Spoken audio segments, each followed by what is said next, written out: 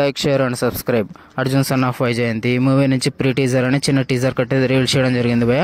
Teaser cut వరకు అయితే okay feeling అయితే నాకు కలిగింది. కనీసం నందమూరి కళ్యాణ్ రామ్ గారి ఫేస్ కూడా రివీల్ చేయలేదు. బీజం వరకు అయితే బాగుంది. బీజం అయితే నాకు నచ్చిందని చెప్పొచ్చు. టీజర్ కోసం నేనైతే ఈగర్లీ వెయిట్ చేస్తున్నా.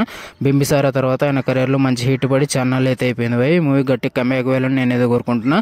వైజయంతి గారు ఇందులో కాప్ రోల్ అయితే నటించబోతున్నారు. నందమూరి కళ్యాణ్ రామ్ గారు ఆయన కొడుకుగా అయితే నటించబోతున్నాడు భయ. నేనైతే ఈగర్లీ వెయిట్ చేస్తున్నా. ఈ మూవీ ఎలా ఉండనుందండి. ఫస్ట్ ఆఫ్ ఆల్ టీజర్ కోసం ఈగర్లీ వెయిట్ చేస్తున్నా.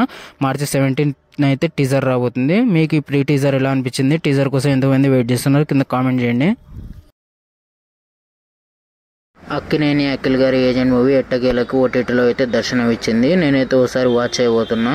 అప్పుడైతే మిస్ అయ్యి ఇప్పుడైతే ఖచ్చితంగా చూస్తావయ్యా. ఈరోజు అయ్య గారి ఇంకో మూవీ కూడా న్యూ షెడ్యూల్ అయితే ఓపెన్ అయింది. చూడాలి. కనీసం ఈ మూవీతో అయినా కట్టి కంబ్యాక్ ఇవ్వాలని నేనైతే కోరుకుంటున్నా.